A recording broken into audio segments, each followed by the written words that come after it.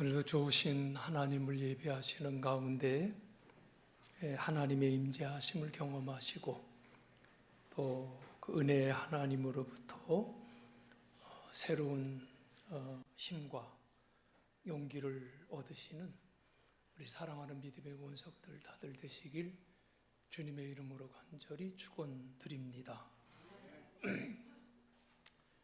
요즘 우리가 살아가는 시대가 점점 이상하게 변하는 것 같아요. 우리 금주 수요일 지방선거가 있는데 매번 선거철이 오면은 우리가 좀 짜증스럽게 경험하는 일들이 있어요. 어떻든 간에 그냥 사실을 다 왜곡하면서까지 내가 잘난 사람이라고 어필을 하는데 참 그런 모습 하나하나가 참 저는 모르겠어요. 저는 불편해요. 어떻든 간에 숨기고 속이고 꾸미면서 사람들에게 인정받으려고 하는 일들이 물론 선거철에 더 많이 드러나지만 또 우리의 일상생활 속에서도 이런 일들이 많이 일어나는 것을 경험하지요. 결국 우리가 하나님의 눈을 의식해야 되는데 사람들의 눈만 의식하다 보니까 이런 숨김과 속임과 꾸밈이 난무하는 세대 속에서 우리가 살아가고 있는 것은 아닌가 이런 생각을 좀 하게 돼요. 여러분, 우리가 분명히 알아야 될 것이 뭐냐면 세상은 이렇게 돌아간다 할지라도 하나님과의 관계 속에서는 속임과 숨김과 꾸밈이라고 하는 것이 통하지 않는다. 아멘이신가요? 절대 통할 수가 없다는 것을 우리는 알아야 돼요. 왜냐? 하나님은 우리의 외모를 보시는 것이 아니라 무엇을 본다고 그랬어요? 중심을 보시는 하나님이시기 때문에 내가 잘 보이려고 애쓰는 거 아무 소용없다는 거예요. 자, 오늘 본문의 말씀에 보니까 아나니아와 삽비라의 사건이 기록이 되어져 있는데 우리가 잘 알고 있는 말씀이지요. 이 말씀 속에서 하나님 앞에서의 진실한 신앙이 얼마나 중요한가라는 것을 우리에게 보여주는 말씀이에요. 자, 오늘 우리는 본문의 말씀을 통해서 주후 1세기 초에 이 땅에 교회가 처음 생겼을 때 어떤 모습이었는지를 생생하게 볼 수가 있어요. 이 땅 위에 교회가 세워질 때에 크게 두 가지 일과 관련이 있지요. 하나는 마태복음 16장 18절의 말씀에서 시작이 되는데 예수님께서 제자 베드로에게 너는 베드로라 내가 이 반석 위에 내 교회를 세우리니 음부의 권세가 이기지 못하리라고 선언해 주신 말씀을 우리는 기억합니다. 마태복음 16장 17절에 보면 예수님은 바요나 시모나 이렇게 불렀잖아요. 바, 모모의 아들이라는 뜻이거든요. 그러니까 바요나 그러면 요나의 아들 이름이 뭐예요? 시몬이에요. 그러니까 베드로의 원래 이름은 시몬. 시몬이라는 뜻은 그가 들었다라는 의미를 갖고 있는 이름이에요. 자, 그런데 예수님께서 이 시몬을 베드로로 바꿔주셨다는 것. 영어로는 피터라고 하는데 이 베드로라는 이 말은 헬라어 이름이기 때문에 원래 헬라어의 발음은 페트로스예요. 페트로스, 돌, 바위, 반석 이란 뜻이 있고요. 그리고 이제 또 이 베드로의 다른 이름이 아람어로는 게바라고 이렇게 또 불려졌지요. 이 역시 돌, 바위, 반석이라고 하는 뜻을 가지고 있는데 가끔 이렇게 묻는 분이 계세요. 아람어가 뭐예요? 라고 묻는 분이 계세요. 여러분, 아람어는요, 이스라엘이 바벨론 그 포로 이후 유대인들 사이의 일상 언어로 널리 사용됐던 언어인데, 쉽게 생각하면 고대 근동의 공용어 역할을 했던 언어가 아람어다, 이렇게 보시면 돼요. 자, 요즘에 우리가 한국말을 다 하고 일본은 일본말을 하지만 세계 어떤 회의에 나가서 공용어로 얘기할 때는 영어로 하잖아요. 바로 이 고대 근동 지방에 이런 역할을 했던 언어가 아람어였고요. 이 아람어로 베드로를 개발하고 이렇게 또 불렀습니다. 자, 주님은 바로 이렇게 베드로에게 약속하신 대로 이 땅에 교회를 세웠다는 거예요. 그리고 반석이라고 하는 이름으로 바꾸어 주신 베드로가 그 교회의 큰 지도자로 서게 된 것을 우리가 성경에서 봐요. 그리고 두 번째 근거는요, 예수님이 누가복음 24장 49절에서 제자들에게 말씀을 하시죠. 볼지어다, 내가 내 아버지께서 약속하신 것을 너희에게 보내리니 너희는 위로부터 능력으로 입혀질 때까지 이 성에 머물라 하시니, 이렇게 말씀하신 것에서부터 최초의 교회의 모습을 우리가 보게 됩니다. 이 말씀대로 제자들은 예루살렘에 머물러 있었고, 제자들은 모두가 약속하신 성령을 충만하게 받습니다. 자, 그런데 성령 받은 제자들이 가만히 있지 않았다는 거예요. 모두가 어떻게 했습니까? 밖으로 나가서 복음을 전했습니다. 사도행전 2장에 보면 베드로가 밖에 나가서 사람들에게 했던 설교가 나와 있는데, 사도행전 2장 14절에서 베드로가 11 사도와 함께 서서 소리를 높여 이르되 유대인들과 예루살렘에 사는 모든 사람들아, 이 일을 너희로 알게 할 것이니 내 말에 귀를 기울이라 외치면서 우리 예수 그리스도의 삶에 대한 그 설교를 하게 됩니다. 사도행전 2장 41절에 보니까 베드로의 이 설교를 듣고 그날에 3,000명이 넘는 사람들이 세례를 받고 예수를 믿기로 결심했다고 하는 말씀이 기록되어져 있어요.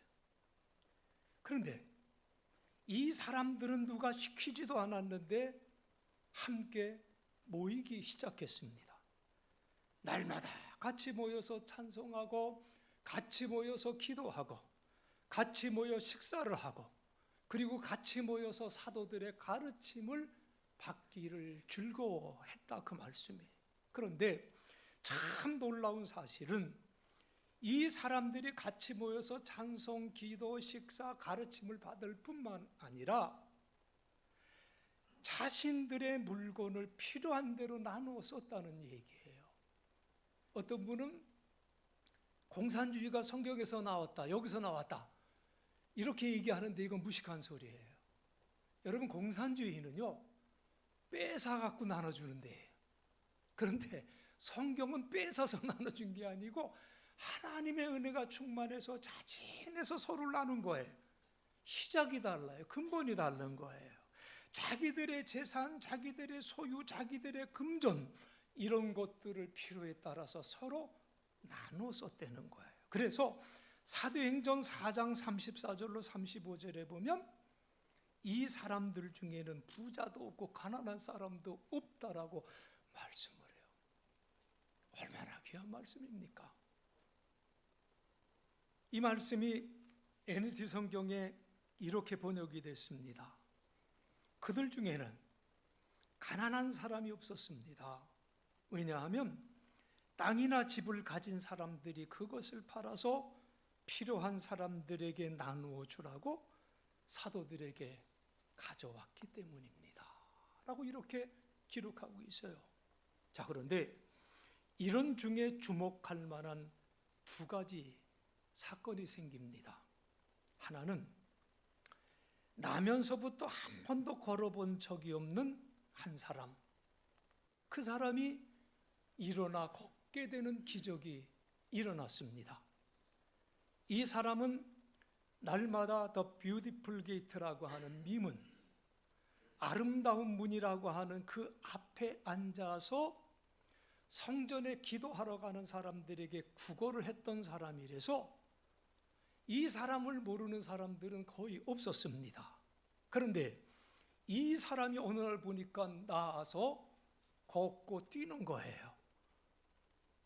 아니, 이게 사람들이 다 보는 데서 일어난 일이기 때문에 이 소문이 삽시간에 온 예루살렘에 퍼졌습니다.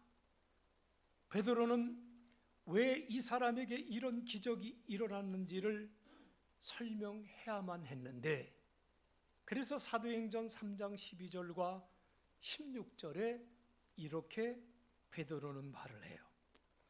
이스라엘 백성 여러분, 왜 이 일로 인하여 놀라십니까? 왜 그런 눈으로 우리를 보고 계십니까? 우리의 능력이나 우리의 경건함 때문이 아니라 이 사람이 걸을 수 있게 우리의 경건함 때문에 이 사람이 걸을 수 있게 되었다고 생각하십니까? 아닙니다. 예수님의 이름, 그 이름을 믿는 믿음 때문에 여러분이 보고 아는 이 사람이 건강하게 되었습니다 라고 이렇게 베드로가 외쳤어요.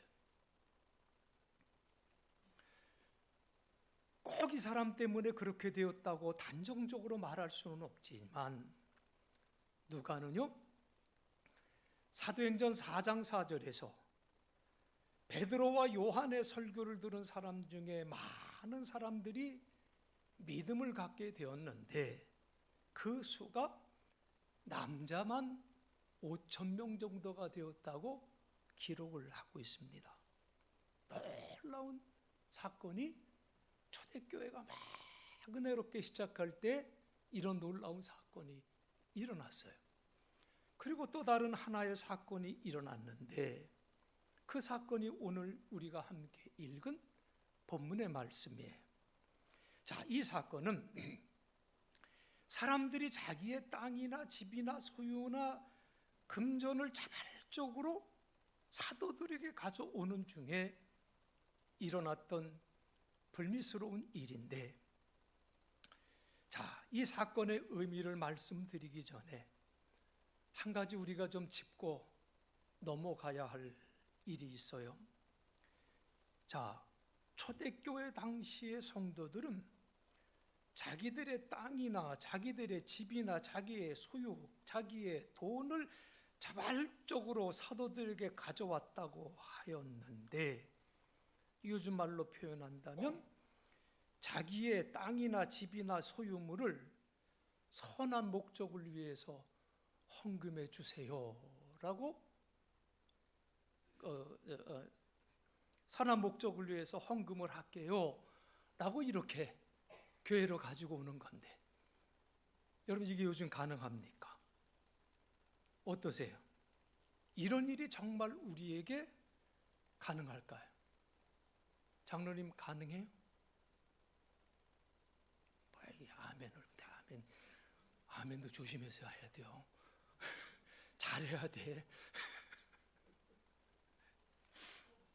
가능해요. 그러니까 우리 장로님이, 야, 이거 왜 날 보고 얘기를 하시나? 또 모른 척은 할 수 없고 내가 입술을 봤어. 그 믿음도 대단한 거예요. 입술만큼 족하는 믿음도 대단한 거예요. 여러분, 사실 불가능한 일이죠. 현실에서는. 정상적인 우리의 판단이나 이성이나 뭐 이런 생각으로 볼 때 이건 불가능한 일이에요. 근데 저는 예전에는 이런 간증들을 저는 어렸을 때 종종 들었어요. 근데 지금은 이런 간증을 들어본 적이 없어요. 근데 최근에 들어서 이런 일이 일어나는 것을 제가 발견했어요. 자, 이런 놀라운 일이 일어나는 곳이 어딜까요? 이단 집단들이 신천지 같은데 사람들을 속이고 조종을 해요. 교묘하게 사람들을 속아 넘어가도록 작업을 해서 재산을 바치게 하고 돈을 바치도록 미혹을 합니다. 그런데 정상적인 판단으로 볼 때 과연 그런 일이 지금도 일어날 수 있는지 우리는 의심하지 않을 수가 없어요. 그런데 사도행전을 쓴 누가는 분명히 이러한 일들이 있었다고 하는 사실을 우리에게 증거해 주고 있습니다.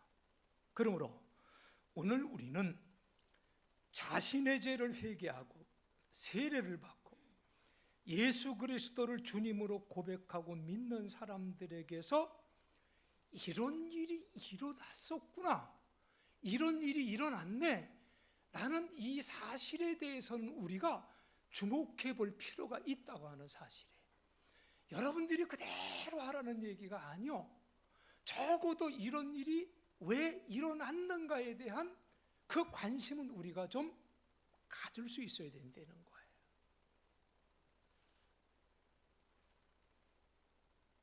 그리고 또 하나 우리가 생각해야 될 것은 뭐냐면 그 과정 속에 하나님이 함께 하셨다는 것을 잊어서는 안 된다는 거예요. 어떤 인간의 자기 자랑, 이게 아니었다는 거예요. 그 모든 과정 속에서는 하나님이 함께 하셨다. 이걸 주목해야 된다는 거예요. 그래서 사도행전 2장 47절에 보면 하나님을 찬미하며 또 온 백성에게 칭송을 받으니 주께서 구원받는 사람을 날마다 더하게 하시니라. 참 귀한 말씀 우리에게 주셨어요. 여러분, 마가복음 10장 27절에서 이렇게 말씀을 하시는데 여러분 가운데는 이 말씀을 좋아하시고 또 외우시는 분들도 계실 거예요. 사람으로는 할 수 없으되, 그렇죠? 사람으로서는 할 수 없으되 하나님으로는 그렇지 아니하니 하나님은 어떤 분이에요? 다 하실 수 있느니라. 아멘. 자, 우리의 생각과 우리의 경험과 우리의 판단으로서는 절대로 이런 일이 일어날 수가 없습니다. 그러나 하나님에게는 불가능한 일이 없어요.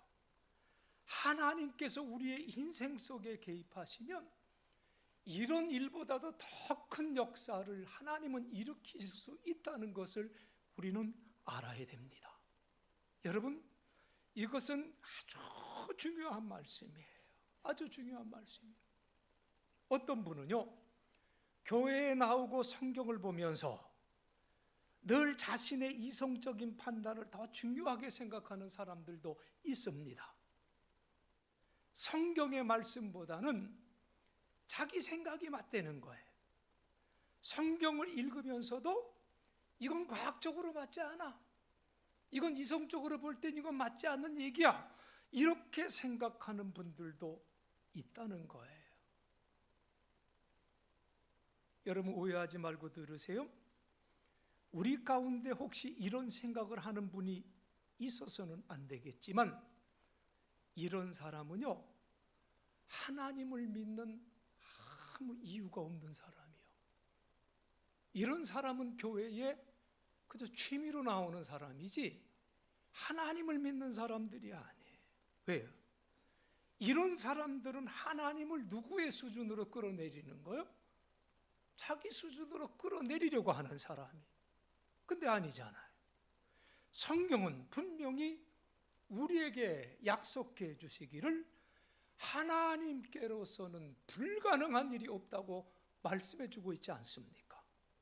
그리고 베드로와 요한도 그 사실을 인정하고 있어요. 이 사람을 낫게 한 능력은 우리에게서 나온 것이 아니라 예수 그리스도의 이름을 믿는 그 믿음에서 나왔다고 증거하고 있지 않습니까? 자기의 재산을 팔아서, 자기의 소유를 팔아서 가난한 사람들에게 나누어주고 자기 돈을 필요한 사람들에게 나누어 주었던 이 일, 많은 사람들이 있는데 여러분, 제일 먼저 이 일을 솔선수범했던 사람이 누구입니까? 바울과 1차 전도 여행했던 사람, 바나바죠. 그렇죠, 바나바. 이 바나바라고 하는 사람에 대해서는 비교적 성경에 다른 인물들보다 좀 많은 정보가 있습니다. 이 바나바의 이름은 본래 요셉이었고 구브로라고 하는 지중해 연안의 섬 출신 사람이에요. 구브로는 지금의 키프로스라고 하는 섬인데요. 그리고 레위 사람이었고, 또 바나바에 대한 가장 결정적인 말씀은 사도행전 11장 24절인데 바나바는 착한 사람이요 성령과 믿음이 충만한 사람이라 이에 큰 무리가 죽게 더하여지더라, 이렇게 소개를 하고 있습니다. 이 바나바가 착한 사람이었다는 말도 인상이 깊지만 더 중요한 것은 그 다음에 나오는 말씀인데, 바나바는 뭐가 충만했어요? 성령과 믿음이 충만한 사람. 성령과 믿음이 충만한 사람이라는 이 말씀이 이 바나바라고 하는 인물이 어떤 인물인가를 이해하는데 가장 중요한 점을 우리에게 던져주고 있습니다. 바로 그는 성령의 인도를 받은 사람이었었어요. 자기의 판단이나 자기 자신의 욕심이나 자기 자신의 이기심의 지배를 받았던 사람이 아니라 성령의 지배를 받았던 사람이었다. 성령의 지배를 받는 사람은 하나님의 뜻에 순종하는 일을 최고의 가치에 놓는 사람들이에요. 그래서 성령의 지배를 받는 사람은 자신의 기쁨을 위해서가 아니라 하나님의 기쁨을 위해서 살아가는 사람이 성령의 인도함을 받는 사람들이다, 이 말씀이에요. 바나바가 그런 사람이었었습니다. 그러니 하나님께서는 교회의 처음 기초를 놓는 과정에서 이 바나바와 같은 사람을 크게 사용하셨다, 이 말씀이지요. 그러니까 제가 마음이 아픈 것은 그거예요. 지금의 교회가 교회의 본래의 모습이 아니라고 하는 것. 교회는 끊임없이 회개하고, 교회는 끊임없이 새로워지고, 하나님께서 기뻐하시는 모습으로 새로워져야 한다는 것을 보여주시기 위해서 바나바와 같이 성령의 지배를 받는 사람을 사용하셨다.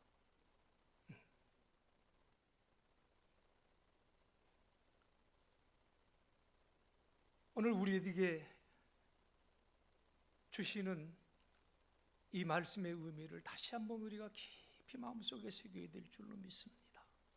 자, 이 바나바가 구브로에 있는 자기 밭을 팔아서 사도들에게 가져왔어요.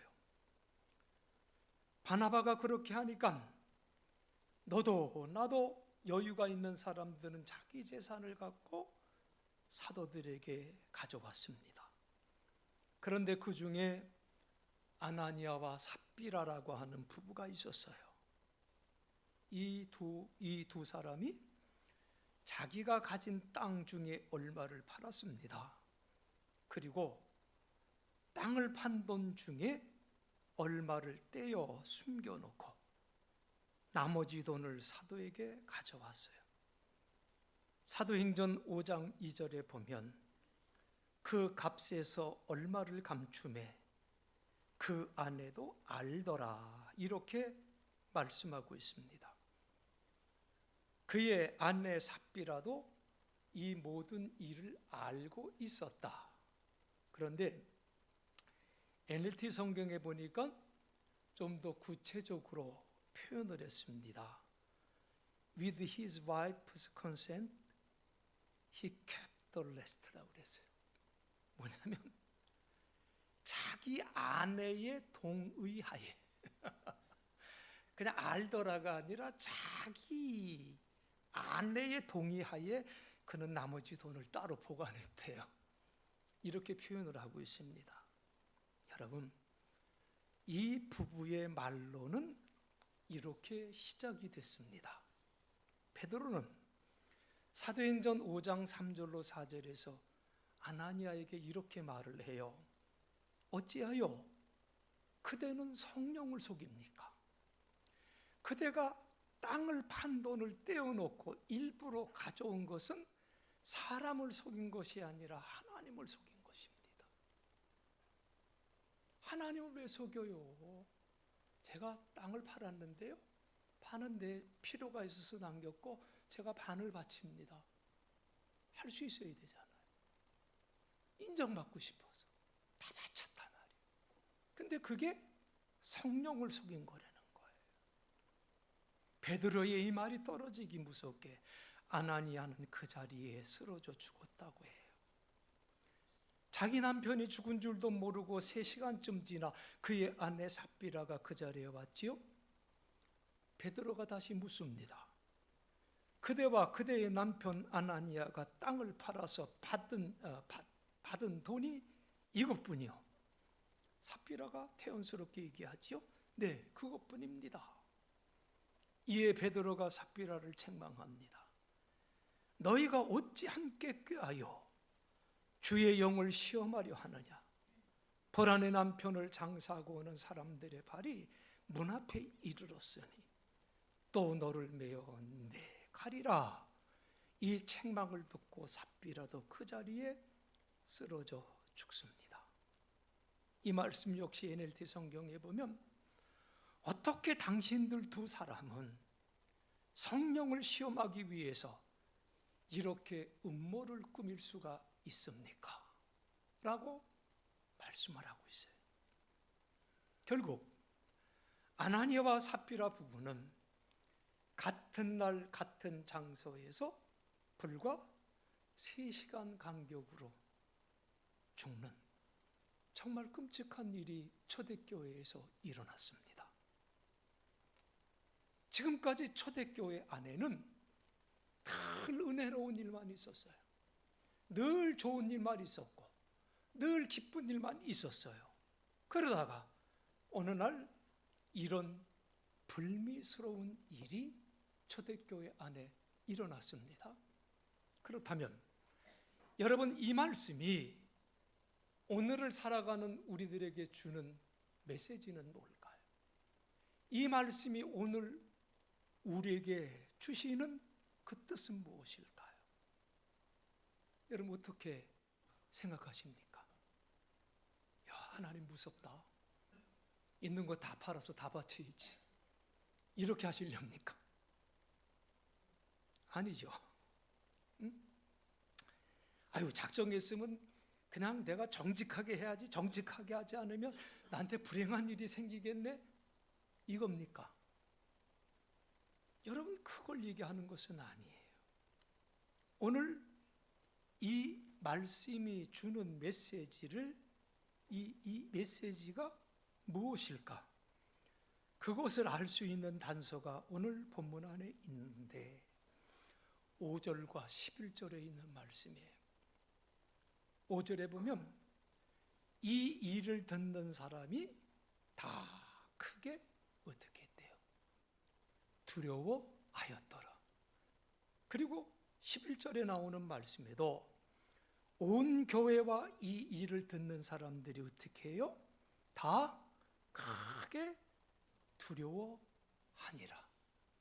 바로 이 두 말씀이 이 아나니아와 삽비라 사건을 통해서 오늘 우리에게 주시는 메시지의 단서가 되는 말씀이에요.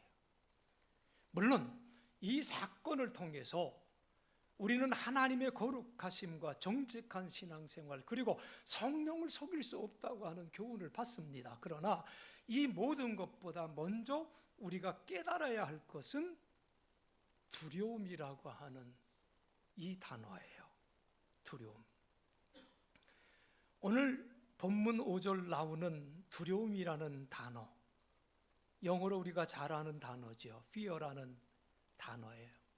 그런데 이 성경에 쓰여진 이 fear라고 하는 이 단어, 그래서 단지 우리가 아는 무서움과 두려움을 얘기하는 말씀이 아니에요.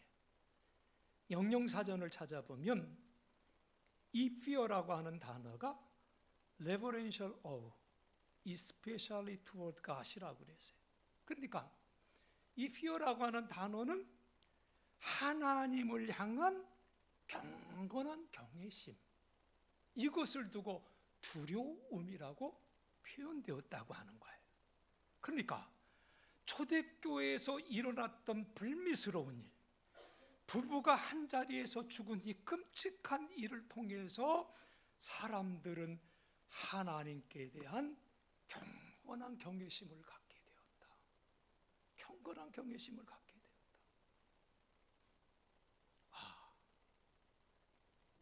우리 가운데 하나님이 계시는구나. 하나님께서 우리의 공동체를 움직이고 계시는구나. 우리가 복음을 듣고 회개하고 세례를 받고 예수를 믿은 이 모든 일들이 하나님이 인도해 주신 거로구나. 이거를 인정하지 않을 수가 없는 거예요. 그러니 그 안에 거룩한 경외심이 일어나게 되었다는 거예요. 물론 아나니아와 삽비라 부부 사건은 끔찍한 일이었지만 하나님은 이 사건을 통해서 모든 사람들에게 하나님에 대한 두려움이 무엇인가를 심어주었다고 하는 것이 이 초대교회의 역사예요. 단순히 잘 나가던 교회 공동체에 일어났던 불미스러운 일을 기록한 것이 아니라 교회를 교회되게 했던 사건이 아나니아와 삽비라의 사건이었다. 사랑하는 성도 여러분, 오늘 우리 교회가 회복해야 될 것이 있다면 이런 하나님을 향한 두려운 마음이 우리에게 있어야 되지 않겠습니까? 응? 이 두려운 마음 때문에 우리가 주고받는 말이 진실해야 되고, 이 하나님을 향한 두려움 때문에 우리의 행동이 정직해야 되고, 이 두려움 때문에 우리가 맡은 일에 대해 신실해야 되지 않겠습니까? 그리고 우리가 선포하는 말들이 하나님의 말씀을 정직하게 대변하는 말씀이 되어야 되고, 또 말씀을 듣는 사람들은 그 말씀을 하나님의 말씀으로 알고 두려운 마음으로 들어야 되지 않겠습니까? 종교개혁자 마르틴 루터는 하나님께 대한 이 경외심, 이 두려운 마음을 코람 데오라는 말을 사용해서 자신의 신학을 정립했습니다. 영어로 말하면 before God 또는 in the presence of God이라고 이렇게 표현할 수가 있는데, 하나님 앞에서 또는 하나님의 임재 가운데라고 표현할 수 있는 말이 코람데오예요. 하나님 앞에서. 이 코람데오의 정신을 갖게 된다면, 다시 말씀드리면 우리가 늘 하나님 앞에서 살아가려고 하는 삶을 살려고 노력한다면 사람의 시선보다는 하나님의 시선을 의식하며 오늘이라는 시간을 거룩하게 살아가게 되지 않겠습니까? 여러분, 그렇습니다. 우리는 언제나 하나님 앞에 서 있는 존재들이요. 아멘. 자, 우리는 어떤 존재예요? 하나님 앞에 서 있는 존재다. 홀로 있을 때에도, 많은 사람들 가운데 있을 때에도 하나님은 나를 보고 계셔. 하나님은 우리를 보고 계세요. 초대교회 성도들이 초대교회 부흥의 역사와 사랑의 역사, 그리고 아나니아와 삽비라의 사건 속에서 깨달은 것은 하나님은 우리 가운데 계시는구나. 하나님께서 우리 교회를 움직이고 계시는구나. 내가 주님의 일을 한다고 하지만 깨닫고 보니까 이 모든 것이 하나님이 하시는 거로구나. 그걸 깨달았습니다. 이같이 오늘 우리는 하나님 앞에 서 있는 존재라고 하는 사실을 늘 깨달으시면서 하나님을 향한 온전한 경외심을 소유할 수 있는 저와 여러분이 되어지기를 간절히 바랍니다. 그래서 이 코람데오의 신앙이, 하나님 앞에서의 신앙이 여러분의 삶과 우리 교회를 새롭게 세워나가는 역사로 이어지기를 주님의 이름으로 간절히 축원드리겠습니다. 기도하겠습니다. 거룩하신 아버지 하나님, 오늘도 우리를 주님 전에 불러주시고 예배하게 하시니 감사합니다. 아나니아와 삽비라 사건을 통해서 하나님께서는 우리의 외모가 아니라 중심을 보시며 우리의 마음과 생각까지도 아신다는 사실을 깨닫게 하시니 감사합니다. 주님, 우리 안에 사람의 칭찬을 구하려는 마음과 자신을 드러내려고 하는 교만함이 있었다면 용서하여 주옵소서. 하나님보다 사람을 더 의식하며 살아온 모습이 있었다면 회개하오니 주님 용서해 주옵소서.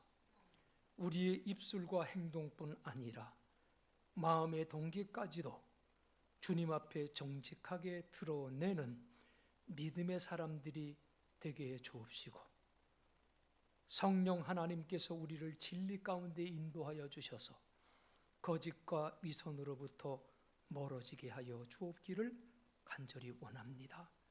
어떤 상황 속에서도 하나님 앞에서 살아가는 코람데오의 신앙을 잃지 않게 하시고 정직함과 순결함으로 주님을 섬기게 하옵소서.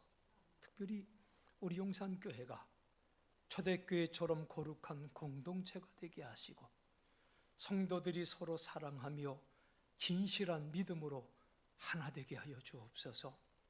우리를 통하여 하나님 영광 나타나게 하시고 세상 속에서 빛과 소금의 사명을 잘 감당하는 삶이, 그리고 우리의 교회가 될 수 있도록 하나님 인도해 주옵소서. 예수 그리스도의 이름 받들어 간절히 기도드리옵나이다. 아멘.